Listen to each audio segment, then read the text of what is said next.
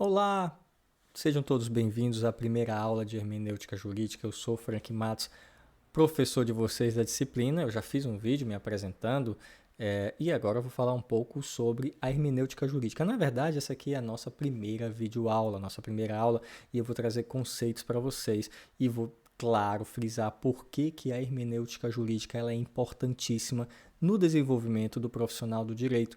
Por que ela é importantíssima para auxiliar o estudante de direito, no caso você, ótimo, a desenvolver o pensamento jurídico, a construir as ideias, a ter base para defender, debater, ter uma coisa que é fantástica se bem utilizada, se dominada, ter retórica, dialogar, debater, organizar os pensamentos em tópicos, ou seja, se apresentar como um profissional de direito. Além do mais, o direito é uma área, praticamente 90%, 80% dela se desenvolve no debate, na fala, na apresentação, na organização das ideias, dos votos, das sentenças, das defesas, das acusações.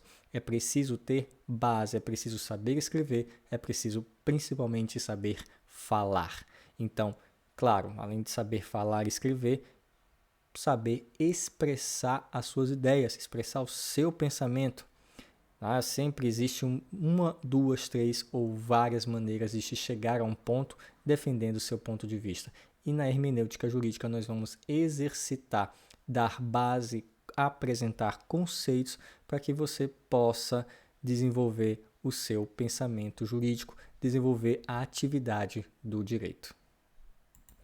Pois bem, e para que isso aconteça, nós vamos começar com 4 palavrinhas que talvez você nunca tenha ouvido falar. Eu arrisco que dialética e retórica, muito provavelmente você tenha ouvido falar. Se você conhece as 4, parabéns, você já está dando um grande passo, mas se você não conhece nenhuma das 4 ou só conhece uma ou duas, não tem problema, eu vou explicar todas aqui nessa aula. Tópica, dialética, erística e retórica são as 4 bases, são os 4 pilares, as 4 pernas da hermenêutica jurídica. E não dá para falar nessas 4 criaturinhas sem tocar no nome de uma pessoa que foi importantíssima, que praticamente é considerado por muitos e muitos estudiosos como o maior representante da filosofia grega, ou seja, Aristóteles. Por que ele é considerado um dos maiores representantes da filosofia grega? Bom, ele já começa com uma base fortíssima. Ele conseguiu pegar os pensamentos de Sócrates e Platão, que antecederam a sua prática, antecederam a sua vivência, antecederam as suas habilidades, a sua experienciação, e ele pega Sócrates e Platão e une em um conceito uniforme. Ele pega a teoria platônica e a prática de Sócrates. Ele faz isso e chega a um conceito uniforme. E o que visa esse conceito uniforme de Aristóteles é voltado para a solução de problemas concretos, partindo de um pensamento filosófico. E se você pegar a ideia, é mais ou menos isso que acontece no direito. Você tenta chegar a um julgado, você tenta chegar a uma solução, um caso concreto, um acontecimento, trazendo pensamentos jurídicos. Se você trocar as palavras filosófico por jurídico e entender que casos concretos podem ser casos reais que estão em um tribunal, você vai perceber que o pensamento aristotélico, as teorias, os fundamentos de Aristóteles são perfeitamente utilizados na hermenêutica jurídica, ou seja, no campo do direito. Então é fantástico você ver como uma pessoa que muito tempo atrás desenvolveu um pensamento que até hoje é exercitado, ou seja, resolver problemas, resolver casos concretos partindo de pensamentos filosóficos, utilizando aquelas 4 palavrinhas que eu apresentei no slide lá atrás. Então, vamos avançando e ver como foi importante as ideias de Aristóteles. E essa linha de pensamento que ele construiu tem profunda semelhança com a nossa hermenêutica jurídica, porque a hermenêutica jurídica, no seu conceito, é um instrumento interpretativo no qual o jurista, ao refletir sobre uma norma, ao refletir sobre uma lei, ele acaba chegando em uma solução. Ele tem os fatos, ele tem a norma, ele tem a lei, ele começa a refletir, a pensar, como eu vou utilizar, onde eu vou encaixar, será que realmente esse artigo se aplica? E aí, quando ele faz esse exercício, quando ele começa a agir dessa maneira, nada mais, nada menos, ele está fazendo a aplicação da praxis aristotélica. Ou seja, a praxis, conforme eu expliquei no slide anterior, ele está fazendo a aplicação da experiência aristotélica, ou seja, o exercício do que Aristóteles já tinha feito lá atrás. Só que ele fez com filosofia e nós estamos utilizando argumentos na área jurídica. É a prática discursiva legal, ou seja, utilizar a forma com que Aristóteles desenvolveu o pensamento filosófico e desenvolver o pensamento jurídico. E essa prática ela vai se desenvolver por meio daquelas 4 palavras que eu falei no começo da aula, ou seja, os 4 conceitos: tópica, dialética, erística e retórica. Mas o que é cada uma dessas palavras estranhas? O que é cada uma dessas palavras esquisitas? Vamos começar pela tópica. A tópica vem da obra de Aristóteles chamado Tópico. E nessa obra, ele organiza critérios que tornam a dialética, que é o próximo item que eu vou explicar, um exercício lógico. Como assim um exercício lógico? O nome tópica já dá uma ideia de tópicos. Você vai organizar o seu pensamento, você vai definir, você vai dividi-lo em propriedades, você vai dividi-lo em gêneros, ou seja, você vai fazer com elementos e organizar seu pensamento. Primeiro eu vou falar disso, depois eu vou falar daquilo, vou falar de A porque tem relação a B, vou dividir, por exemplo, vou dividir em grupos iguais e assim eu trato de uma maneira mais fácil, eu vou organizar o meu pensamento, eu vou fatiar, eu vou colocar tópicos para que fique mais fácil exercitar, para que fique mais fácil ser compreendido. Ou seja, tópica ou tópico, como é a obra de Aristóteles se chama tópico, tópica é a definição de categorias, ou seja, eu vou estabelecer os componentes para que eu faça a minha argumentação. E essas categorias, elas devem ser estabelecidas e, claro, ter correspondência. Eu não vou, por exemplo, dividir em tópicos que não têm ligação. Eu vou começar a falar de bicicleta, de repente eu começo a falar de política. Ou então eu começo a falar de futebol e de repente eu passo a falar de direito. Então, tem que haver uma relação, tem que ter uma correspondência e também com os fatos. Porque se eu simplesmente jogar os tópicos, jogar as ideias, de que vai adiantar? Eu tenho que organizar, fazer uma sequência, começo, meio e fim, dividir em gêneros, elaborar categorias, ou seja, eu vou conseguir definir o campo aonde eu vou dialogar. E isso é muito importante. E nós fazemos isso sempre e nem percebemos. Quando nós estamos, por exemplo, copiando uma aula, colocamos lá os tópicos e organizamos. Quando estamos escrevendo um livro, um capítulo, um TCC, por exemplo, você começa a colocar em tópicos para se organizar e debater um tema em cada momento. Só que se você ter uma visão geral, esses tópicos acabam seguindo uma linha, ou seja, eles vão ser interligados e construir um pensamento. Um livro, por exemplo, não tem capítulos jogados, eles seguem uma sequência, eles são divididos. A ideia também tem que ser categorizada, tem que ter o exercício da tópica para que você consiga se organizar e alcançar o seu receptor da mensagem de uma maneira mais objetiva, de uma maneira mais clara, precisa. E se você consegue organizar o seu pensamento, vai perceber que consegue passar com mais facilidade o seu ponto de vista. Tópica é uma forma de organização do processo dialético que vai vir daqui a pouco, que eu vou explicar para vocês. É uma forma de debater de maneira orientada, construir o conhecimento, e isso é muito difundido na filosofia. Você quer ver um exemplo de tópica muito comum? A cada 2 anos, nós vamos até a televisão assistir o quê? Os debates, seja uma eleição para a prefeitura, seja uma eleição para governo do estado ou até para a presidência da república. E esses debates, o mediador, ele organiza e divide os blocos em tópicos. Vamos falar de saúde, agora vamos falar de educação, segurança pública. E ali, naquele momento, os candidatos começam a dialogar sobre aquele tópico, aquele item. Isso faz com que o telespectador, que somos nós, consiga perceber a ideia de todos os candidatos e a gente ter uma noção. Imagine se nesse debate político não tivesse tópicos. De repente passava a palavra para o candidato A e começava a falar de saúde. De repente o outro chegava, cortava e falava de educação. Ia ficar uma bagunça. Já é, às vezes, quando o mediador perde o controle do debate, acaba virando o pandeiro. Mas vejam que o debate político ele é organizado em tópicos para facilitar que o telespectador consiga compreender a mensagem. Agora nós estamos falando de segurança. Vou ouvir as propostas do candidato sobre segurança. Agora o tópico é saúde. Então o que ele vai falar agora é sobre saúde. Isso é importante para organizar o processo da dialética. E o que é a dialética? Bom, já vi que o meu tópico é dividir o assunto em itens que possa ficar mais fácil para que a gente possa passar a nossa ideia. Já a dialética, tá? E aí vem o conceito novamente de Aristóteles, é um diálogo estruturado entre pessoas presentes ou com filósofos históricos. Não há problema. De modo que as teorias de cada um possam ser testadas através do debate.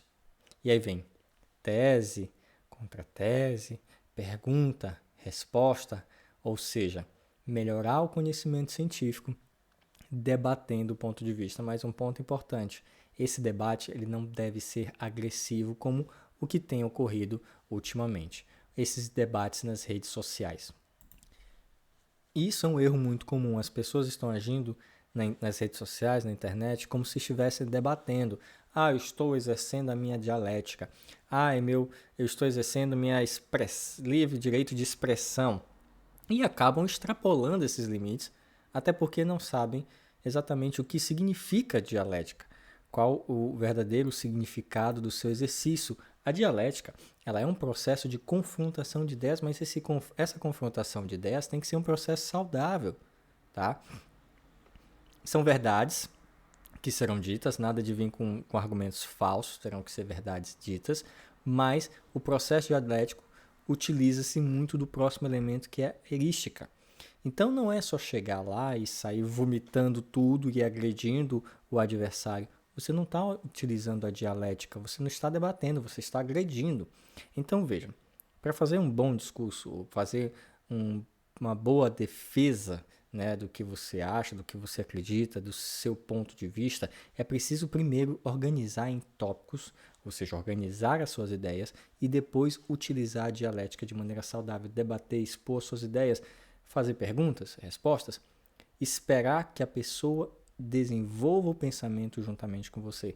Precisa de mais de uma pessoa. Não sei que você vai fazer um debate sozinho, é um monólogo, mas você tem que exercer a dialética, mas faça de maneira saudável, respeitando o outro profissional. Claro, você não vai agredi-lo. E muito me entristece quando às vezes eu vou navegar nas redes sociais, eu tenho redes sociais, claro, e lá eu vejo notícias de promotor e advogado que quase foram presos, juiz que agrediu advogado, enfim, porque não souberam se exacerbarem e acabaram agredindo, começando pelo debate. E aí os nervos foram subindo e infelizmente fugiu do controle. Mas a dialética, esse processo de confrontar ideias de maneira saudável, geralmente ela se compõe no debate utilizando a erística. E o que é erística? Erística é uma forma de argumento falacioso, no qual se utilizam premissas, porém falsas, para compor uma determinada proposição ou problema. Você instiga, você pergunta, mas será que é? Mas será que não é? Esse pensamento erístico se reveste de forma tópica, como a dialética. Tá? A falsa informação que se apresenta não é para pregar fake news, não é para disseminar mentiras, não. É para exercitar o diálogo. Ela não vai trazer uma verdade, ela não vai trazer um conceito, mas é para defesa de interesse. E muito acontece, por exemplo, no tribunal do júri. Quando o advogado de defesa chega e diz, imaginemos que realmente o réu, o acusado, tenha matado a vítima. Como ele teria? Ou seja, ele joga uma ideia, ele joga um fato que na visão dele não aconteceu, para exercitar o pensamento e a reflexão. E nós fazemos isso de vez em quando. quando a gente usa aquela frase fantástica: imagina se fosse assim. Ou como seria se fosse assado? E se acontecesse dessa forma? Mas se fulano fosse... Então, a gente utiliza muito isso. Tá? Às vezes, nas minhas aulas, vez por outra, eu estou jogando uma premissa falsa para tentar puxar o aluno para o conceito verdadeiro. Isso é muito comum, tá? E até acontece também em teste sintonística, essa forma de argumento falacioso. Eu jogo premissas verdadeiras, mas os argumentos são falsos. Para que eu faço isso? Para que eu consiga chegar numa proposição ou num problema. Há quem consegue chegar numa resolução de problema simplesmente refletindo. Há quem consegue chegar colocando premissas falsas. E aí você vai gerando conhecimento, você vai fazendo defesa de interesses, você vai construindo a dialética através de falsas informações. Mas essas falsas informações, eu repito, não são as tais fake news, não é isso, não tem nada a ver. Mas essas falsas informações que você está jogando é para exercitar o diálogo, ou seja, você está partindo não só de conceitos verdadeiros, mas também de premissas falsas para exercitar o debate. E aí vem uma das mais famosas, e se não assim, a mais fantástica, que é a retórica. A retórica é importantíssima. Digamos que a retórica ela seja a evolução da dialética, tá? Aí você vai utilizar os famosos silogismos que são desenvolvidos por oradores natos, oradores com muita experiência, oradores que são capazes de dominar com louvor a arte da argumentação, narrar fatos de forma sistemática, organizada em tópicos, com uma locução eloquente, né? Ou seja, convencer a outra parte. E na internet está cheio de bons oradores que utilizam a retórica de maneira fantástica. E eu não vou citar nomes desses debatedores para não ser injusto, né? Cometer uma injustiça, mas existem canais no YouTube com pessoas que se acham debatedores, que se acham detentores da retórica e são fiasco, mas não vou citar nomes. E também existem aqueles que falam, que te prendem, não só pelo tom da voz, não só pela entonação, mas também porque eles conseguem usar e abusar da dialética. Eles apoiam todo o seu pensamento, desenvolvem, porque eles já têm experiência, eles dominam a arte da argumentação.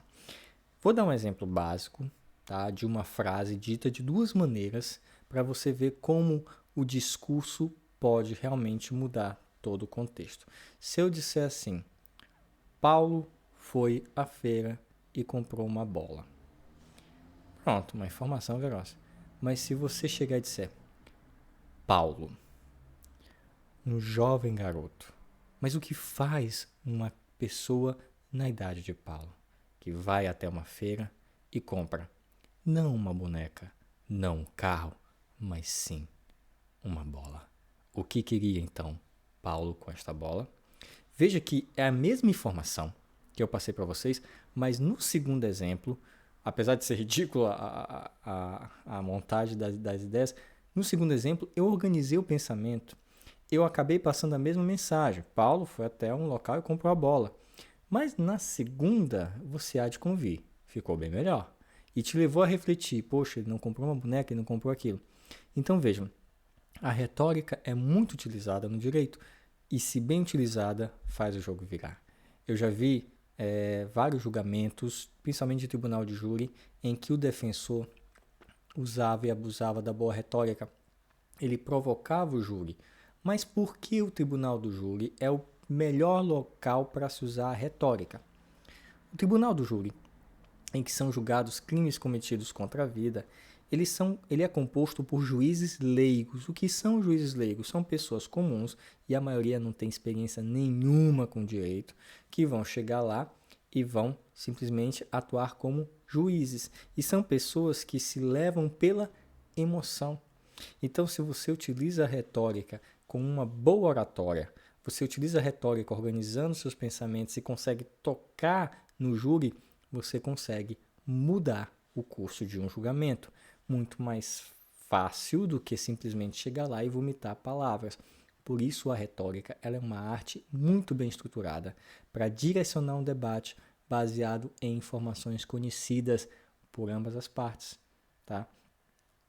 E você quer simplesmente convencer o receptor da mensagem a aceitar a sua tese, a sua proposição. E eu não vou nem dizer que existem políticos famosos que usam e abusam da retórica. Podem não ter muito conhecimento, mas eles são fantásticos em exercer a sua retórica. Então, a retórica se divide. Eu vou só tirar 1 minuto a minha imagem para não atrapalhar o texto, ficou um pouco em cima, não se preocupe.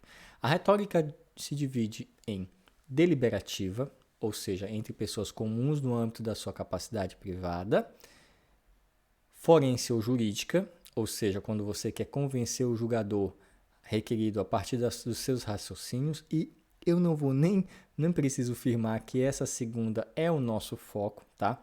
A retórica forense ou a retórica jurídica, que você vai tentar convencer o julgador a, claro, decidir sentenciar ao seu favor. Você vai lá defender os interesses do seu cliente para que o juiz possa julgar a seu favor, tá? Então, a retórica ela pode ser compreendida como a maior ferramenta disponível para a argumentação jurídica. Ou seja, é passar a sua ideia, se fazer convencer, se fazer ser entendido. E como é que eu faço isso? Posso fazer isso de forma oral? Eu faço isso na minha petição inicial, que ela é escrita, que é a peça inicial de um processo. E ali eu vou construir a minha tese jurídica. Por que que o meu cliente tem razão? Por que que o juiz tem que julgar a favor do meu cliente? Por que que ele tem que realmente ganhar esse dano moral? Realmente existiu dano moral? Ora, está na moda agora os juízes dizerem mero aborrecimento. Será que realmente foi um mero aborrecimento? E aí você pesa um pouco na retórica, na sua petição inicial, para fazer que o juiz compreenda realmente aquela pessoa ali sofreu um dano moral. Eu tive um processo, só um parênteses para você entender como isso funciona. Eu tive um processo de dano moral que o dano moral alcançou o teto máximo do juizado, porque simplesmente eu consegui convencer o juiz de que aquelas duas pessoas, aquele casal mais o filho no aeroporto perdendo o voo, realmente foi algo assim trágico. E aí você tem que usar e abusar da boa argumentação, da boa retórica. Então a tópica, a dialética, a erística e a retórica, elas fazem parte de uma arte, tá? Ou seja, com base no pensamento aristotélico, que é a primeira ciência da organização do pensamento e do roteiro do diálogo, e você vai ter que desenvolver, tá?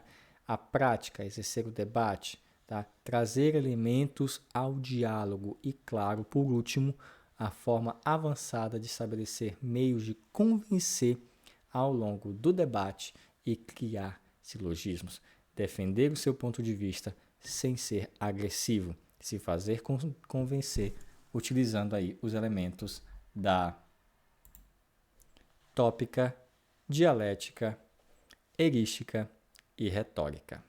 Espero que todos tenham compreendido o conceito dessas 4 palavras, comecem a exercer e quem sabe vocês com bastante treino consigam chegar a serem grandes debatedores, é o que eu espero que vocês sejam grandes debatedores utilizando a retórica de maneira exemplar. Espero também um dia encontrá-los em um tribunal para que a gente possa debater ou organizar um debate entre vocês. Então, por que não fazer isso agora? A gente vai utilizar o fórum para exercer a defesa de um ponto de vista de maneira que seja saudável e a gente possa convencer com nossas palavras os nossos colegas.